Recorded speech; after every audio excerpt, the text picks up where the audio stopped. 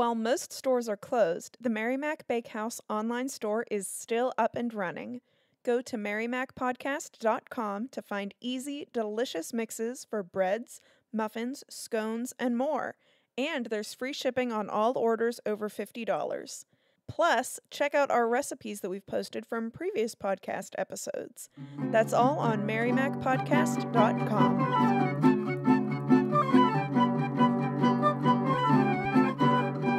Hello, and welcome to In the Kitchen with Mary Mac, where this week we are going to give you an epically long podcast. Sorry in advance. But today's recipe is for how to make an authentic Cuban sandwich. So I'm going to tell you the easy way first, and then I'm going to tell you what I did and do is I build it from the ground up.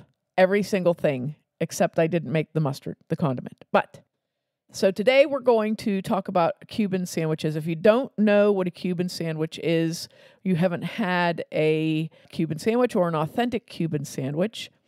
It is usually a pressed grilled sandwich on Cuban bread, Cuban bread is it's a soft bread that kind of looks like a baguette. So I guess the thing that I would compare it to for an American audience is a submarine sandwich bun or a hoagie roll. It's kind of like that, like a soft bread. It has a little bit more dense crust, but it's kind of a soft bread inside. And a European bread, it's probably... Is it kind of like a ciabatta? Similar to a ciabatta, a little thicker than a ciabatta, and it doesn't have a crusty outside texture. It's not really a true levain type of a bread. It does have a regular yeast rise, but we'll go into that when we're talking about making it. So it isn't baked with that real super hard crust on it, even though it does have a bit of a crusty crust on it, but it's a softer bread. So it's very much similar to, like, you know how you get that French bread at the grocery store that's really not French bread, it's just regular old white bread? Is it French-esque Yes. bread? Yes, French-esque bread. So it's sort of like that. So I guess if you were going to make a Cuban sandwich at home, the simple way to do it, is if you use like a loaf of French bread that you would get at the grocery store, not at a bakery. So you would want that softer French bread that you can get at a grocery store. And typically, like if I would be making this normally and not in my ground up style that I've been doing, if I was doing my normal, we would have a pork roast and I would save the leftover pork from that. Because when you make a Cuban sandwich, the elements of a Cuban sandwich are the bread, regular old yellow mustard, pork roast sliced very thinly or shredded even, a good ham, like a lunch meat ham, and Swiss cheese, and dill pickles. So when you make a Cuban sandwich, what you do is you take, if you have a thing that I have that I can't remember the name of, if you have Panini press? A panini press. Thank you so much. It's right behind me. Oh my gosh, here we go with Mary can't remember words. So if you have a panini press, that's the really easiest way to make a Cuban sandwich. You can also do this trick, which is using 2 cast iron skillets. So you put your sandwich in the cast iron skillet, and then you set another cast iron skillet on top of it to smush it, but it's only toasting on one side, But anyway, I'm jumping ahead. So what you basically do to make a Cuban sandwich is you take your bread and you cut it into about an 8-inch long segment. So if you have a loaf of French bread that's maybe they're usually the ones at the grocery store, maybe 2 feet long. So you could get 3 or 4 sandwiches out of that. You could make them shorter if you want to. Cut your segment off of that and then split it open. And you're going to put mustard on both sides, not on both sides. Let me say that. On the insides of the bread, not on all sides of the bread, but on the insides of the bread. And then you're going to layer, and the Swiss cheese, sometimes I slice it and sometimes I shred it.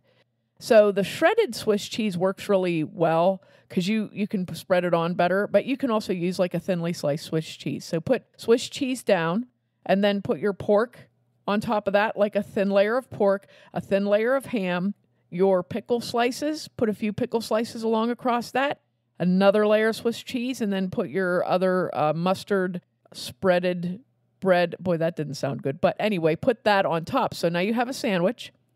Now, if you're using a skillet to do the pressing or browning of this, put some olive oil in your skillet and put your sandwich in there and press it down with something, or put it in your panini press. You just spritz your panini press with olive oil or some type of a nonstick spray, and then put a piece of parchment paper on the bottom and on the top, and put your Cuban sandwich in and press it until it's nicely grilled.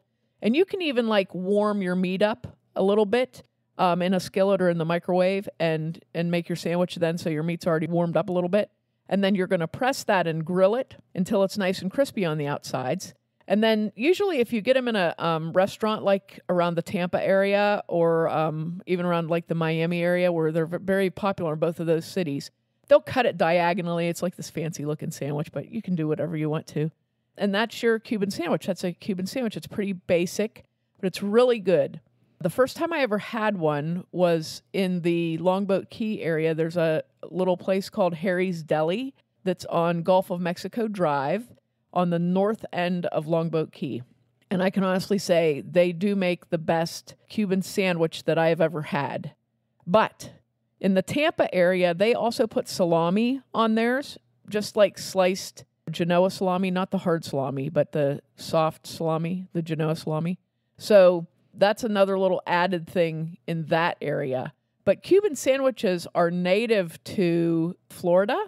I was going to guess Cuba. No, they came about, they were a little invention of Cuban people who were living in Florida. Is this one of those things like the Irish potato candy origin story? No. Where it's from Irish people not living in Ireland? Yes. Okay. This is something that Cuban people made to like take in their lunch. And it's just like a thing that they made. And I guess the origin story is a little bit, there's some disagreement between the cities of Tampa and Miami, but usually the origin of it is given as either Tampa or Key West, where the people would just make them and take them to work with leftovers that they had. And it would be like you'd just be like anybody else making a sandwich to take to work. But this sandwich was a specific combination of really fantastic things, that these people put together, and it became so popular, like a lot of dishes that we have learned about over the course of this podcast.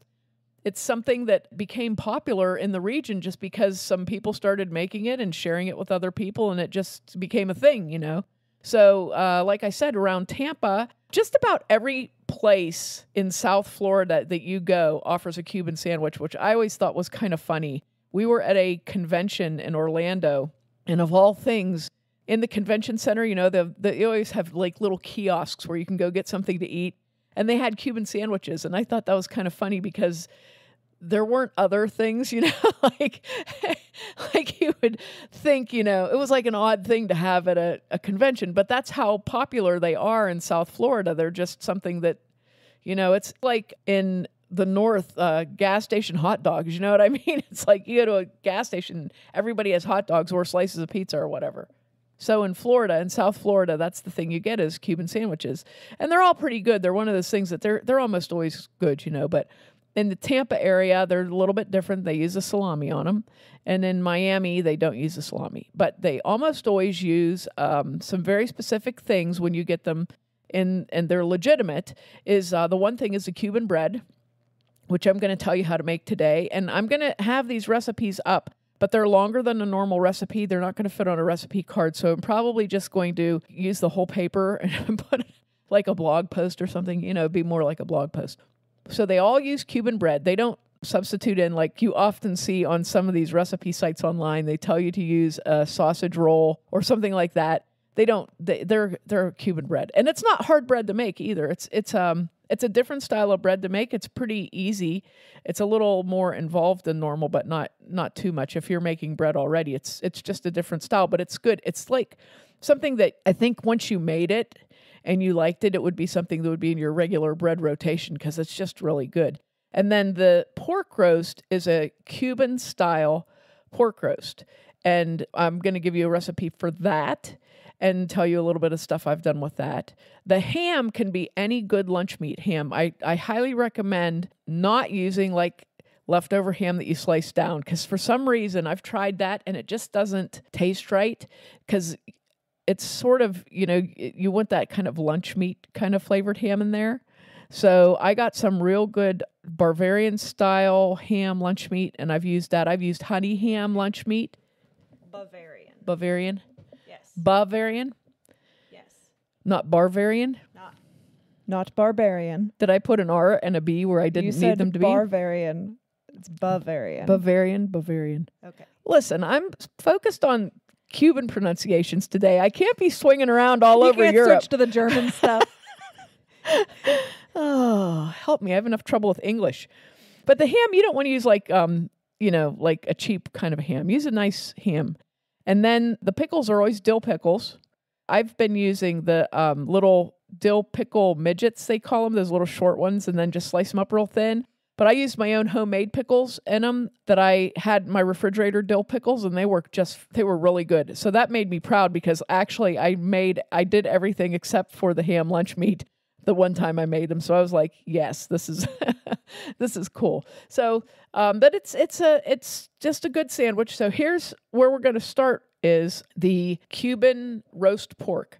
The style of roast pork that they use on a typical Cuban sandwich is pork that it's a pork roast. And it's usually a boneless pork shoulder roast, but you can also use a pork loin. But there's a big difference there in those cuts of meat. So there's two things you need to know. If you're going to use a pork loin and roast that, you want to roast it in your oven and take it to 150 degrees internal temperature. If you take it to a higher temperature than that, it's going to get really tough. So this won't take as long. For example, if you did like a 1 pound segment of pork loin or a 2 pound segment of pork loin, it might take maybe 2 hours. It won't take you that long. But here's the preparation. When you're doing a Cuban pork roast, the key ingredient is a marinade that is called, and I hope I say this, I'm trying really hard, I've been practicing, mojo criollo. And it is a marinade that is made with orange juice because apparently in Cuba, there's a certain type of orange that just is very prevalent, and it's a little bit more sour than a normal orange that you're used to getting in the grocery store in the United States. So it's not going to be like a navel orange. It's very tart. And these oranges are very prevalent, so they're used in a lot of cooking, a lot of Cuban cooking, and they're used in this marinade. And this marinade's pretty simple. If you don't have those sour oranges, which you probably won't, you need a cup of orange juice. Oh, God. I've said too many words. Okay. Oh, help me. Okay, so here's what you need to make the mojo criollo. You need 1 cup of sour orange juice. However, since you're probably not going to have sour orange juice, you're going to do 2/3 of the cup is going to be lemon juice, regular old lemon juice, and then 1 part of it is going to be orange juice. So 1/3 of the cup will be orange juice. And that gives you a nice sour yet orangey juice. 10 to 12 garlic cloves, which is a lot, but you will appreciate that in the end. 1 teaspoon of salt, 1 teaspoon of pepper, 1 teaspoon of oregano, and a 1/4 cup of olive oil. Okay, so what you want to do is you're going to put all these ingredients in a blender and blend them up to make this marinade. However, I would suggest you take the garlic cloves. What you want to do is take your garlic cloves and run them through your garlic press or chop them up fine before you put them into your blender or food processor because garlic is weird and it sometimes floats around and doesn't actually chop up. So you end up with these big chunks of garlic. Now, once you have this all mixed up, you're going to put your 1 or 2 pound pork loin in there or your 4 or 5 pound pork shoulder because that's about what you're going to get as a pork shoulder. And you're going to put them into the bag with the marinade and you're going to let them marinate overnight. I would say 24 hours if at all possible. Now, we did a pork shoulder in our smoker. If you have a smoker, that's a great way to do this. If you don't have a smoker, your oven is fine, okay? So what you're going to do You're going to brine your meat all night long, 24 hours, and you're going to turn it over every once in a while, and it's very tight, nice tight Ziploc bag. And then you're going to, when you're ready to roast this the next day, when this all comes together, you're going to put it in a pan with a lid into your oven at 275 degrees, and then you're going to just roast it in there until it's done and check the temperature. Now, if for the pork loin, you're going to want a temperature of about 150 degrees, and a pork loin is going to take maybe 2 to 3 hours like that. If it's a 1 pound, like probably more like 2 hours, but a 2 pound is going to be 2 to 3 hours. If it's a pork shoulder, it's going to take longer because a pork shoulder is very fatty. So you want to get it up into a higher internal temperature. And they usually say 90 minutes per pound, which I discovered too late, and I'll tell you about that when I get to that. But so if you're going to do a pork shoulder and it's a bigger roast, you're going to plan on several hours for that, okay? So this is a bit of an endeavor to do.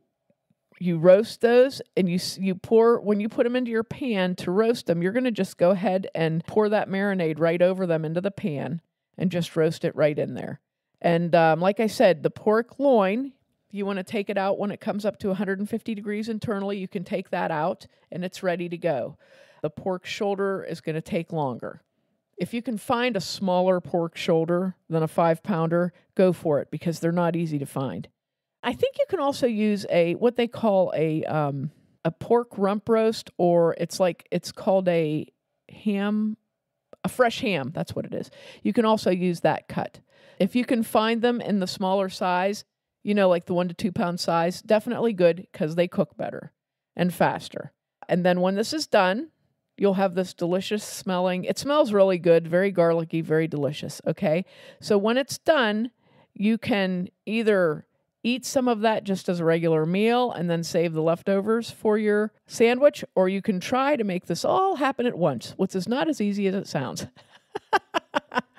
So I can tell you that. Now, we smoked a pork shoulder, a boneless pork shoulder, and it happened to be a 10-pounder. So yeah, that's when I found out about that 90 minutes per pound thing. Did you smoke it for a week? I'm telling you, it would have taken a week. I cheated and took it out and put it in the oven because I couldn't take it anymore. We smoked it for all day one day, all day. But I doubled the marinade recipe. I marinated it for 24 hours. We put it in the smoker on a Sunday morning, and I gave up at 10:30 Sunday night. It hit a stall for 5 hours, and I said, I'm done with this thing. So I took it and put it in the oven and got it up to 195 degrees internally, but I really should have left it in the smoker. So lesson learned, the next time I do this, if I end up with another 10-pounder, I'm going to put it in at midnight the night before and let it go all night and all the next day, then it should be done. But it was phenomenal. Phenomenal. It was so good. You got it. We smoked it over apple wood. So the smoke was not super intense, but the meat was so good. It had a good flavor, very garlicky, and you got this little bit of that little bit of orange and oregano on the outside. It was very good. I guess that is the good thing about, everybody with a stay-at-home order. You're not going anywhere, so you can smoke something for 48 hours if you need to. That's why You'll be home. Listen, that's why we're doing this recipe right now. We've just been handed a news update. It's stalled at 175 degrees. Yes, it stalled at 175 degrees, and doggone it, when we took it out 5 hours later, it was 179. Oh, it was unbelievable. But anyway, I'll write up the instructions for smoking it. But basically, it's basically the same as smoking if you were going to make pulled pork, but you're just using this mojo marinade it's a different flavor. Very good. But it even roasted in the oven. I did the pork loin roasted in the oven, and it was very good. And we did the same thing. We used it for, I've just been on this kick for Cuban sandwiches. I don't know why. But anyway, we did the pork loin, and it worked pretty well. I tried to get it to develop a nice crust on the outside, and I shouldn't have. I should have just pulled it, used my head. But anyway, it was still good. yeah, if you roast them in the oven, you're going to roast them covered because I think it's a nice way to do it because it really keeps the moisture in the meat. It speeds up the process a little bit too, but it holds that flavor in also, and it would make it very good. So either way, when you pull them out, when you pull it off the smoker, when you pull it out of the oven, let them rest a little bit and then slice them up. Rest for 15 or 20 minutes. You can even wrap them in foil and let them rest. Slice them up and they're ready to go. If you luck out and have all your other stuff done first, it'll be most awesome, which I'm hoping to do the next time because I really blew it this last time. I had the bread done. I had everything ready. I had the ham. Everything was ready, but the pork loin was not. So we ate it the next day. No big deal.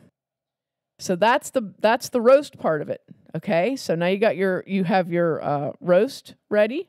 Now here's your Cuban bread. Now listen, if you're going to do this, here's the thing. You marinate your meat. You put it in the oven, 10 o'clock in the morning or something like that because it's going to be a little while. Then you start making your bread, okay? So it should theoretically all come together at close to the same time.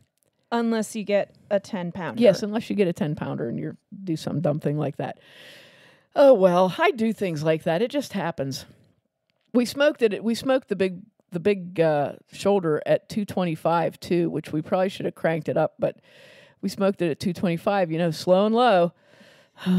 Then I'm trying to figure out why is this taking so long? And I looked up some stuff. I'm like, oh my gosh, it says to figure on 90 minutes per pound. What?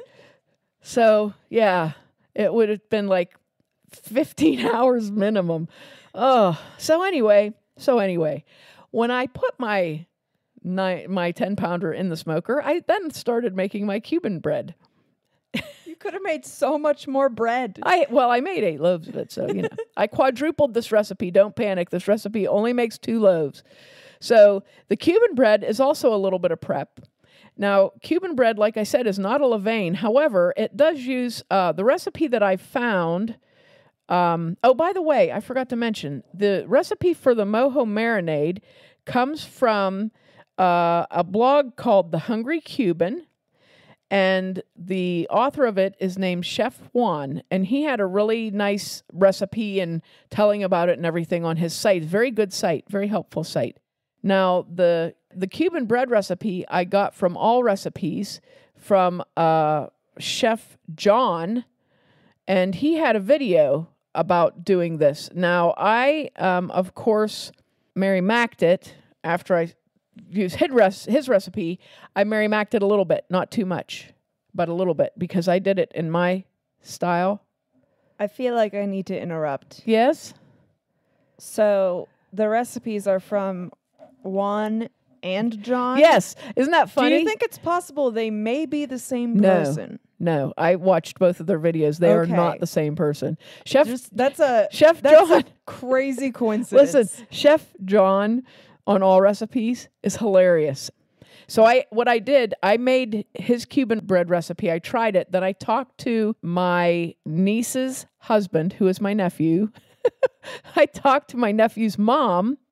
My nephew is Cuban, and his mom learned how to cook all sorts of Cuban dishes from her mother-in-law.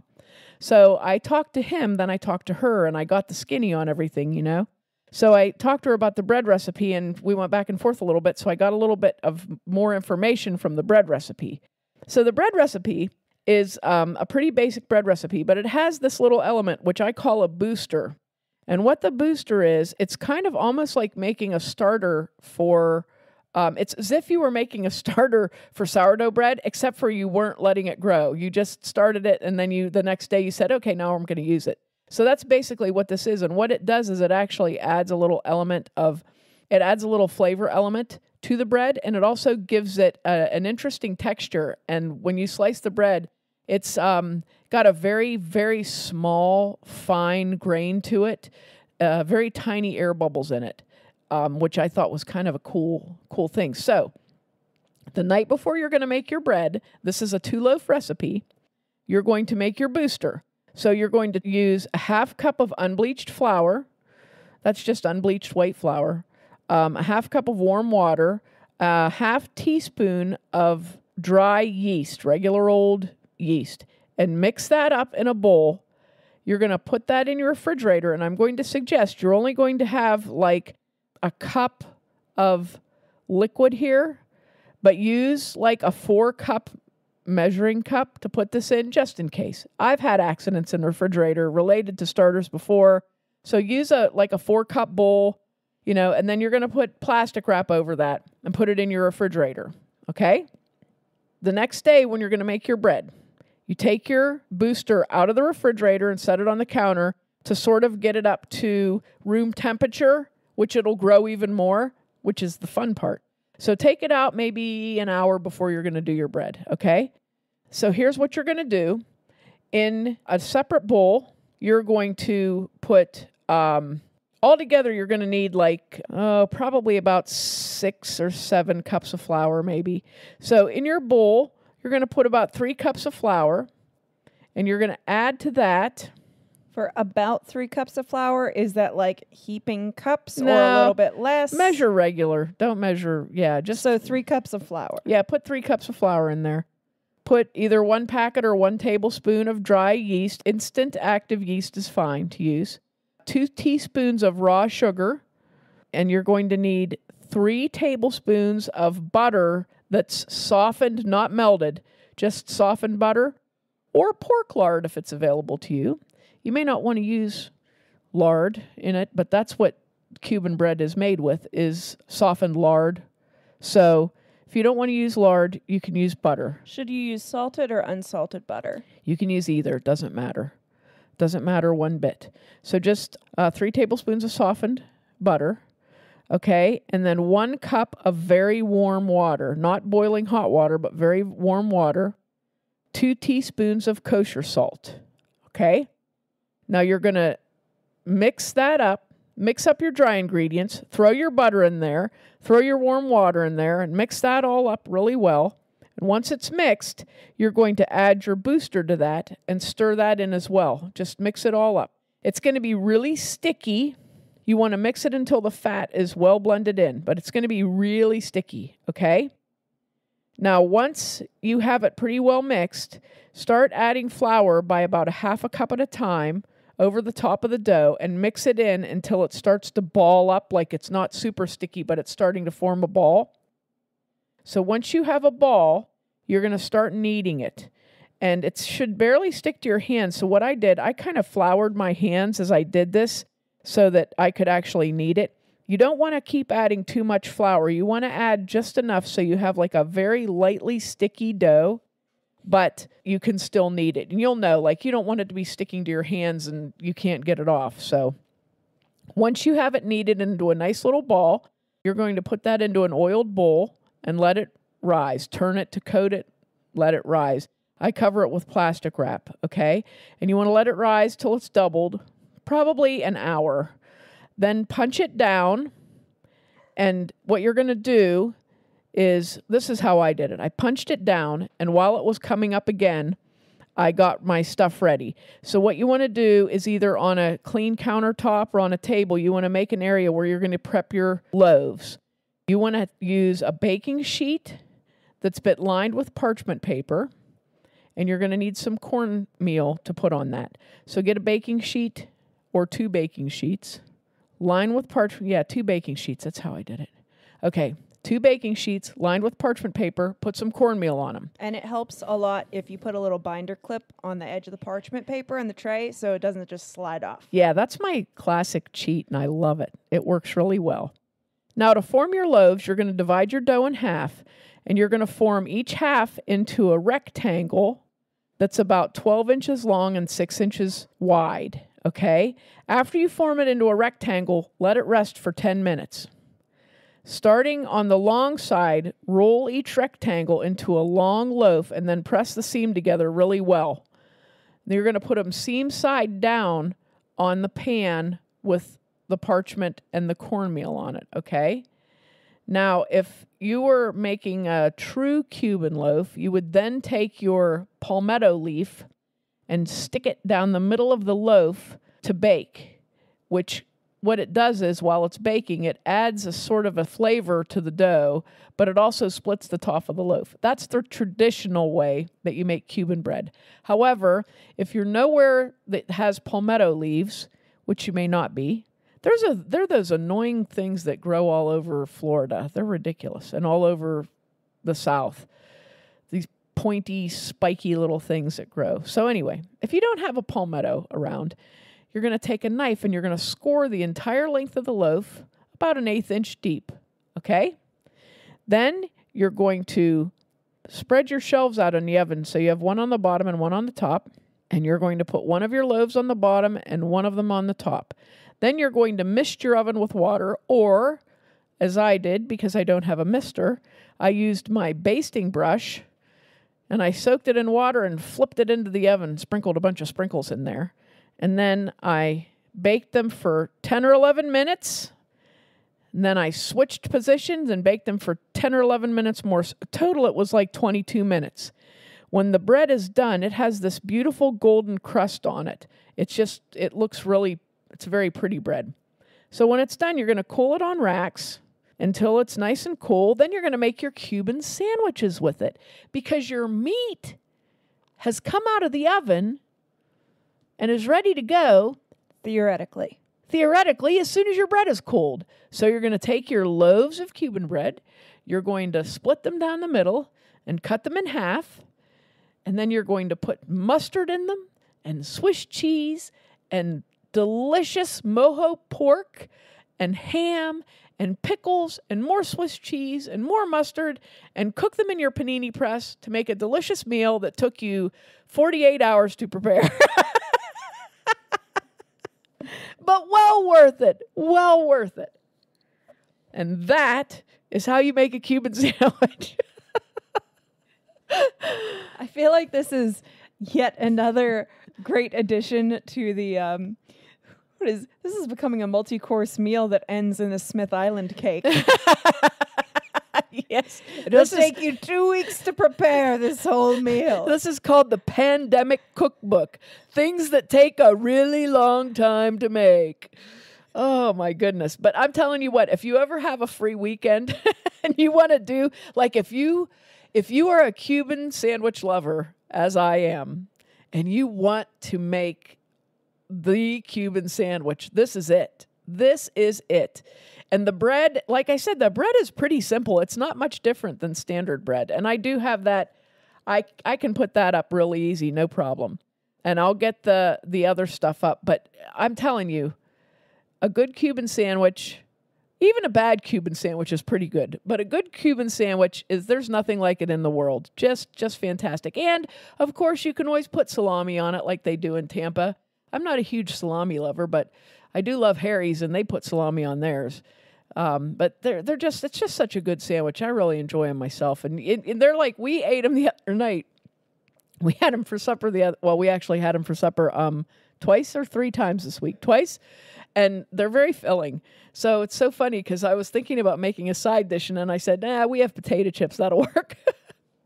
So I hope you do give this a try, and I'll get the recipes up as soon as I can for everything, because we're coming up to those summer months, and it's always fun to get out the smoker or do something that you can have. Like if you smoke a 10-pound pork shoulder, you can make like 30 Cuban sandwiches with it.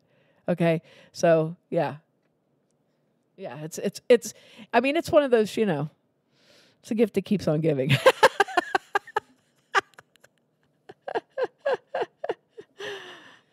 Okay, that's all I got. Well, make sure to check us out online on Facebook and Instagram at Mary Mac Bakehouse, on Twitter at Mary Mac Podcast and Mobile Mary Mac, and on our website, marymacpodcast.com. Thanks a lot for listening if you did, and if you didn't, too bad for you.